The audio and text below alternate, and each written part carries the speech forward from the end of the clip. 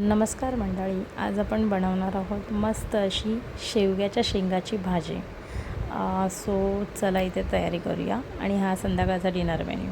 थोडे बटाटा त्याला चवळण्यासाठी मी बटाटा मोठा मोठा कापून तेलात थोडं फ्राय करून घेतला आहे। त्यानंतर थोडासा मऊसर झाला की त्याला बाजूला काढून घ्यायचं आहे। इथे बघा थोडंसं मऊसर झालं असं मी याला बाजूला काढलं। त्यानंतर ह्याच तेलामध्ये आपण शेंगा टाकणार आहोत। ह्या शेंगा पाय दुखणं, जॉईंट दुखणं ह्याच्यासाठी खूप फायदेशीर असतात। म्हणजे सांधेदुखीवरती हे एक उपाय आहे। या प्रकारे 10 मिनटं मी शेंगा उकडून घेतल्यात आणि हा जे उकडण्याचा जो सूप आहे तो तसंच ठेवायचा आहे। आपल्याला इथे ग्रेव्ही बनवण्यासाठी यूज होईल।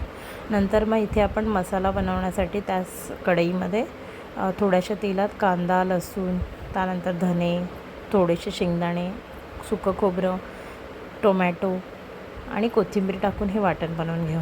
आमच्याकडे कोकणामध्ये ॲक्च्युली अशा शेंगा बनवल्या जात नाहीत। आम्ही त्याला वालाच्या म्हणजे पावट्याच्या भाजीत, चण्याच्या भाजीत असे टाकून आम्ही खातो।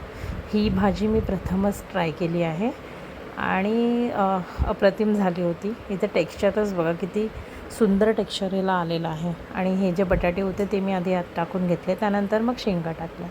जास्त हलवायच्या नाहीत जेणेकरून शेंगा तुटणार नाहीत। त्यामुळे ह्याला हळूहळू असं मिक्स करून घ्यायचं आणि मग जे सूप होतं आपलं राहिलेलं पाणी जे होतं उकडलेल्या शेंगांचं ते टाकलं।